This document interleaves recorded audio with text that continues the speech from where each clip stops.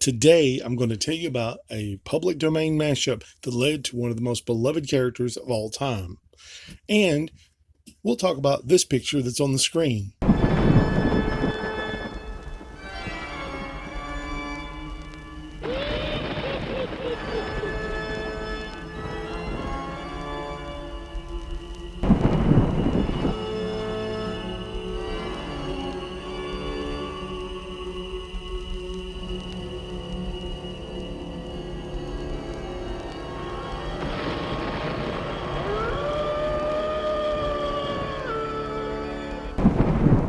Hey everybody, it's Vance Capley, VanceCapleyArt.com, and today we're going to be talking about Jekyll and Hyde. The story has been adapted many different ways, many different times. The original story is about a London legal practitioner named Gabriel John Utterson, who investigates strange occurrences between his old friend Dr. Henry Jekyll and the evil Edward Hyde. The novella's impact is such that it has become part of the language, with the vernacular phrase Jekyll and Hyde referring to a person with an unpredictably dual nature, outwardly good to everyone else, but sometimes shockingly evil. When it was first written by Robert Louis Stevenson in 1886, it was a huge success. It was something completely different. It was just mind-blowing. Robert Louis Stevenson's wife was quoted as saying, "In the small hours of one morning, I was wakened by cries of horror from Louis. Thinking he had had a nightmare, I wakened him. He said angrily, 'Why did you wake me? I was dreaming a fine bogey tale.' I had awakened him at the first transformation scene." The idea of transforming from one being to another has been part of cinematic history since the early days of cinema.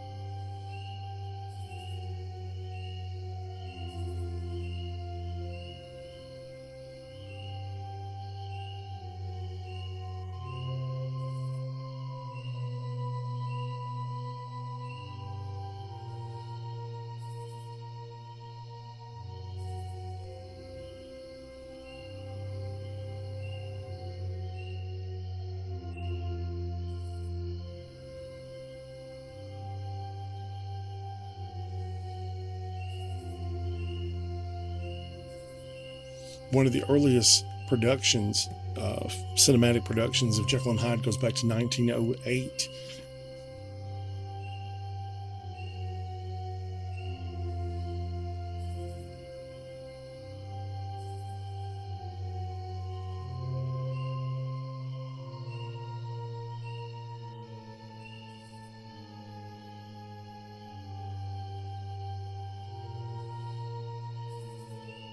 Now, at the beginning of the show, I was telling you that one of the greatest public domain mashups led to the creation of one of the most beloved characters of all time.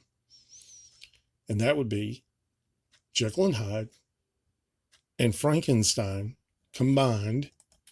And there you have the original Incredible Hulk by Jack Kirby and Stan Lee. Roughly the same kind of story, but put in a sort of modern day of the 60s context.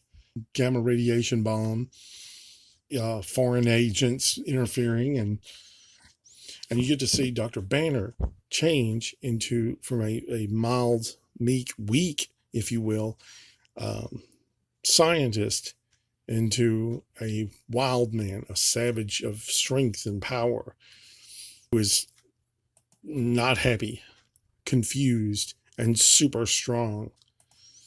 In the beginning, the Hulk was gray in color.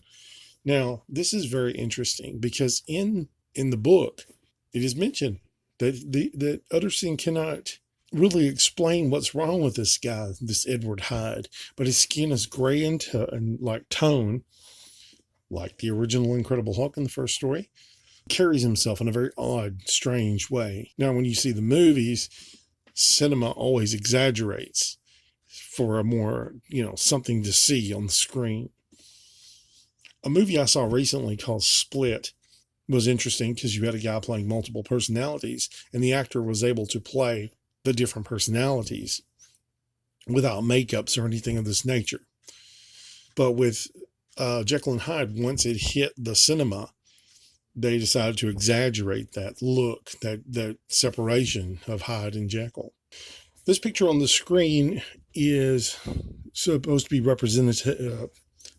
a representation of Dr. Jekyll and his alter ego, Mr. Hyde. The interesting thing about this is that these are both based on the same actor, the same model posed for both of these images. Of course, the Hyde is a little bit more exaggerated in his features because he's twisting his face in that way. This right here was purchased by me in high school when I was a young lad. It is The Strange Case of Dr. Jekyll and Mr. Hyde by Robert Louis Stevenson, a Watermill classic. I got it for like $1 and change at a school book fair. It's still somewhere packed away in my stuff. I've bought 2 or 3 more copies of the book since then, and it's always fascinated me. Think about this, though. A person's personality changing enough that it affects the way he carries himself, the way they react, the way they interact. Fascinating character. If you have not read The Strange Case of Dr. Jekyll and Mr. Hyde, I highly suggest reading it. It's a fascinating novella and well worth your time. Thank you so much for watching. Look after one another. Take care and God bless. We'll see you next time.